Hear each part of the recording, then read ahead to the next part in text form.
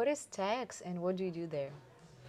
So TAEX is a digital art platform, and I collaborate with them as a senior curator. So my main responsibility is to find artists, work with them, and then we drop their art, well, to share and to sell. What do you get most out of this experience?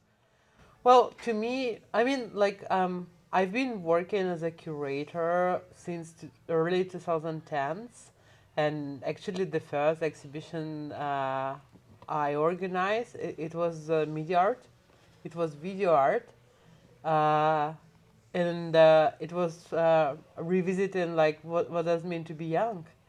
And since then, I've been involved in several art exhibitions as curator, organizer, maker, but that closely I didn't work with digital art. So I think digital art experience, and I think for me it's just like a lot of opportunities and a certain challenge to deal with crypto economy, because I would say I support that artists now have more opportunities and can be more independent and share their art and sell their art to various collectors. That's great, but the current state of affair, like making crypto economy only money making factory, it's not satisfying for me. So I would consider critically thinking artists, those who mostly work with art born digital, and those who are, for instance, institutional artists or work with different media. I want them to be present in crypto economy too, because actually it's a fantastic tool to share art and to get support, and for those regions that are under threat, it's especially important. And making crypto economy truly global, I think that that's a very important goal, and I'm trying to make a contribution. Can you help me to draw the difference between crypto art, digital art, and NFTs? Okay, there are three different things. It's just like pineapples, apples, and banana. So I would say that digital art is just like any any art that takes opportunities of digital dimension. So it's, as I said, art that is born digital, that is art that has a digital element. For instance, it could be an installation that contains digital image. That's also digital art, and it's been more than 50 years of digital art history. So that's digital art, and well, I can't say it's fully recognized still, because art recognition is a long process. Like for instance, I went to Frieze Art Fair here in New York in May, and I wanted to calculate the percentage of digital artworks presented there, but it just like it was none. So it's not that established like at all. But in terms of calculating, it was a very easy task, you know. So just none. Total zero. Yeah. So it's not that established, though. It exists like for, as I said, for more than 50 years. So that's kind of a paradox. So that's digital art. NFT, I think it's just a medium. So, like theoretically speaking, like any artwork can be NFT'd. So through photography, through like different operations as tokenization, it's just like it's more about artists and collectors' right. These NFT forms, because like for instance, if I'm a digital artist, like I mean like I can sell or donate it to you as a JPEG. So we don't we don't need NFT. But because of NFT, it makes this clear in terms of transaction of rights, for instance, and it's very transparent. So, for instance, if you would like to resell my NFT on secondary market, we can see the trace, like what was the price. It's all registered. So it makes artwork more transparent in terms of transactions. And crypto art, I think, well, this term honestly I find quite dubious because well, speaking it's just like we have Medium, which is digital art, and the crypto art currency presence somehow merged. And I don't think that's the right way to think about digital art because, as I just told you, like any art can be part of crypto economy. Together with that, like it doesn't make like any art crypto art. So crypto art is just like art that became popular because of NFT, and I think that's certain aesthetic. And I don't necessarily follow this aesthetic, so I don't follow crypto art, and in my practice, I don't use this concept often. Makes sense.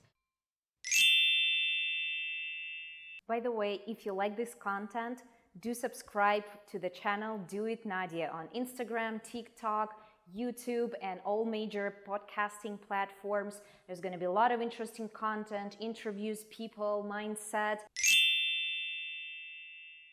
Michelle Obama wrote a book called Becoming. If you wrote such a book, what would be the pivotal events of your life that you would put there? Okay, well, to be honest, like I should first read this book, but it's like kind of a biographic material, right? Basically biography. Oh, how many points do you want me to choose? I think about you becoming a multidisciplinary artist, a researcher. So I would say your professional and Yeah, but how many turning points can I choose? well, up to you. Okay, like I know if I need to choose five, I think like my childhood and upbringing back in Russia in St. Petersburg, and my parents who were very unusual because they're both artists and they're very creative, and it happens so I never went to kindergarten. I think that's a reality for many American children too, but I'd say it's very unusual for Russia. Like, did you go to kindergarten? I did. Okay.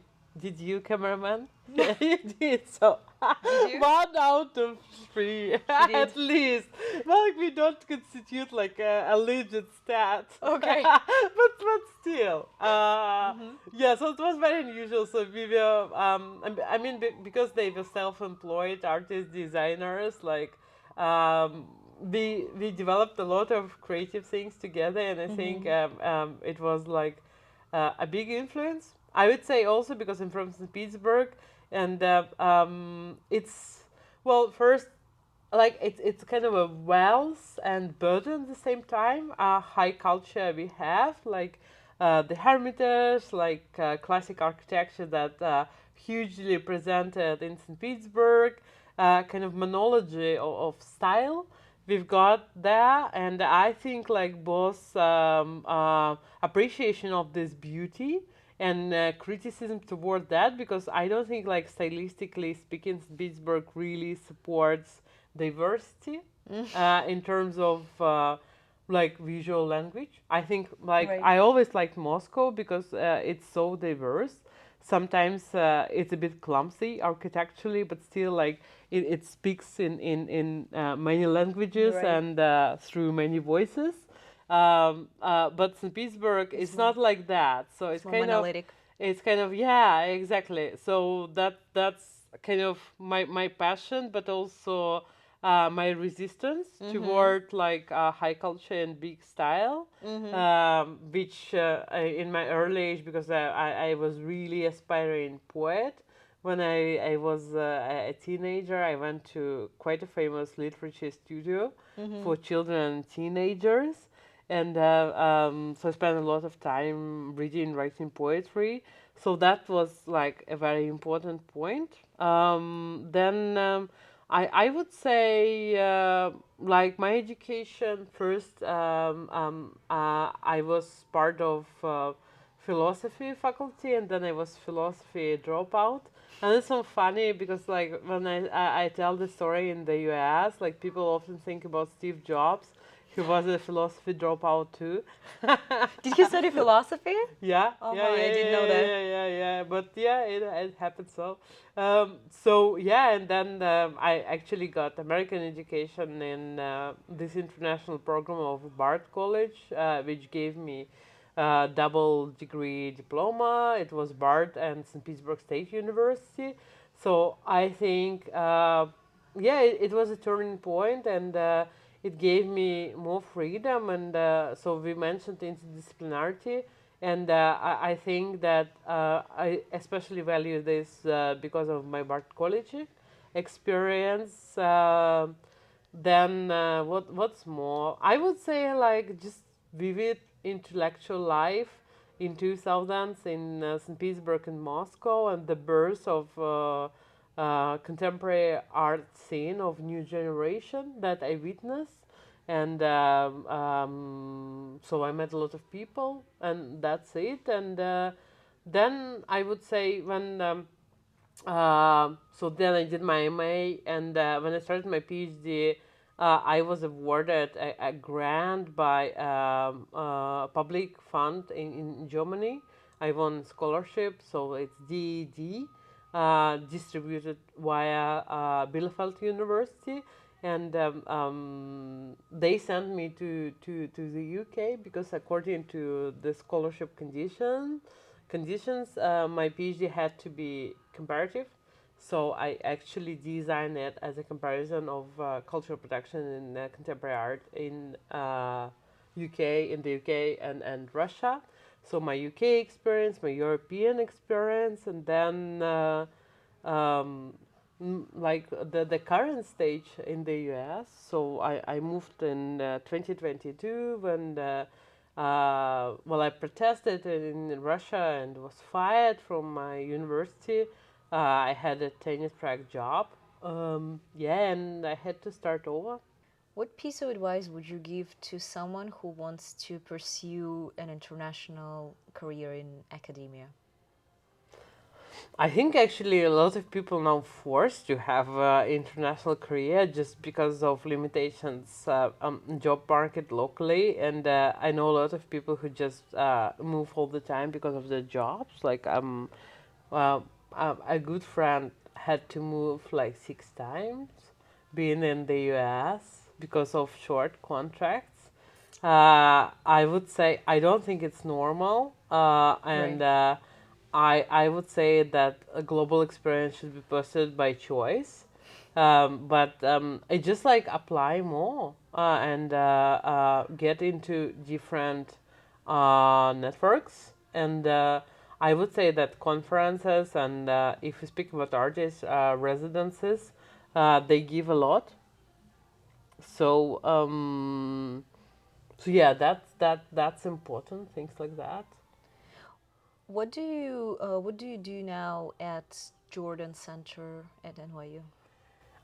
At Jordan Center, I'm a postdoctoral scholar, so I'm working on my book, which is called The Right to be Creative, and that's about creativity, especially in terms of visual art, and how it's framed and sometimes restricted by political and technological conditions. So I'm working on my book, doing empirical and theoretical research, and also I organize events there. So some of them are coming in November. So yeah, please check Jordan Center website, and yeah, come. It's free and open to all. You just need to register. Awesome. And maybe any advice in terms of time management, because, and I guess energy, right? Writing a book, teaching, living between two cities, Boston and New York Mm. City. How do you manage all of that? I mean, like in terms of like being at the right time and right space, I can manage that. I don't think like I give myself enough time to recover, honestly. So I'm working on it through techniques on slowness and well, I mean, that seems unusual, but I'm practicing Pilates with a trainer, and it helps because it's not like, a cardio when you're just running. Like it can be physically kind of challenging, hard, but you need to do this slow, and you need to feel your body. So I'm just trying to get more of these moments and get like more of activities I like to re-energize. So yeah, but I'm working on it. It's a process, like, and I don't feel I'm perfect in it. Right. You have your ups and downs, I guess. Yeah, yeah, it's hard. It's hard, especially. I mean, lecturing is just like it's a lot of giving and receiving back, and in this regard, this exchange is very intense, and then like you need to slow down and Yeah. re-energize.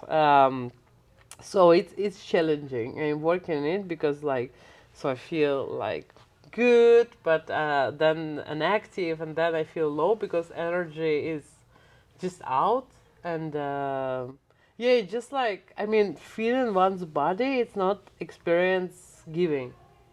So yeah, we need to be sensitive to ourselves, and so I'm learning to, yeah, it's just like, I mean, like when you work on a schedule and time management, you just like make sure it's not too intense, so that actually you have time after all. Right. Let's give a book recommendation, something within your field. Oh, within my field, well, actually, I would recommend a very old book. It's a book by Howard Becker, American sociologist, who sadly just passed away a couple of months ago. Who speaks beautifully in terms of how can we apply social theory to arts. And what I like about Becker, it's just like so many other scholars write about arts because it's so competitive, and that's part of its nature as a competition, as a struggle. Other than that, well, what Becker does, he writes about cooperation and about like people working together and building social worlds together, and how they actually live in this plural art worlds. So this is beautiful, and I think revealing for everyone who loves art. So that's one at least I would give. I like rereading things. In terms of fiction, I really like Virginia Woolf and Mrs. Dalloway. So I'm rereading this, and well, I quite enjoy American journalism, to be honest. And well, some stories from New Yorker. Well, just brilliant. And But I mean, I try to be global, like following different news media. So some of the pieces can be actually quite interesting. I mean, it's a pity I don't freely read German or French, because I would like to make my experience as a news and stories consumer richer, and develop that. Maybe one day. Yeah, I need to work on it. So time matters, you know. Time management. All right, thanks, Rita, for cooperating with me today, Yeah, yeah. and high five for good art, good research, and just a lot of interesting things in Yeah, your nice life. Saturdays. Right, nice Saturdays.